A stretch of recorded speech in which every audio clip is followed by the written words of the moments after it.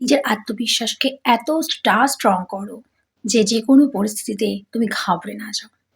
দেখো, অনেক সময় আমাদের মধ্যে কি হয়, আমাদের আত্মবিশ্বাস থাকে, আমরা জানি ওই কাজটি আমরা করতে পারবো, ওই কাজটি করলে আমরা সাকসেসফুল হব, কারণ এই কাজটি আমরা খুব ভালো পারি। কিন্তু তবুও কি হয়, যখন সামনের ব্যক্তিকে দেখি বা তার যে কনফিডেন্স দেখি, তখন আমাদের কনফিডেন্স ডাউন হয়ে যায়।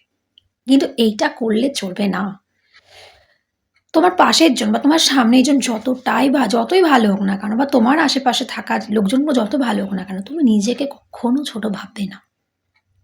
পরীক্ষার সময় হয় না, আমরা খুব ভালো করে পড়ে যাই, কিন্তু যখন বন্ধু বান্ধবদের দেখি ও এত পড়ছে, তার মানে ও দারুণ পরীক্ষা দেবে, আমি তো ওর মতো কিছু পড়ছি না, বা ও এত লিখলো, আমি তো পাতায় নিলাম না বেশি, তখন কি হয়, নিজের আত্মবিশ্বাসটা ডাউন হয়ে যায়।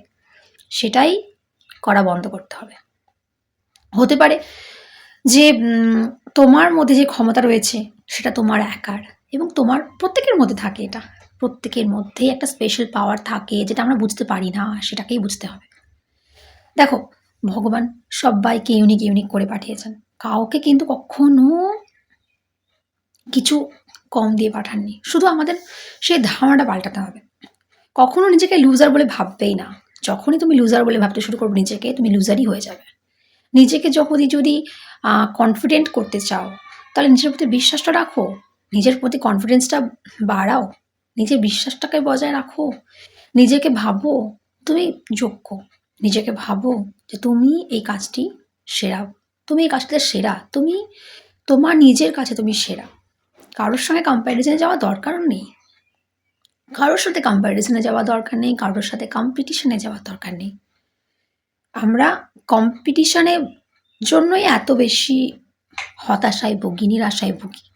যত বেশি আমরা অন্যের সাথে নিজেকে তুলনা করি, কম্পিটিশনে করি, তত বেশি আমাদের মধ্যে ডাউট চলে আসে, নেগেটিভিটি চলে আসে। তাই সেগুলোকে দূর করো আস্তে আস্তে। নিজেকে যোগ্য মনে করো।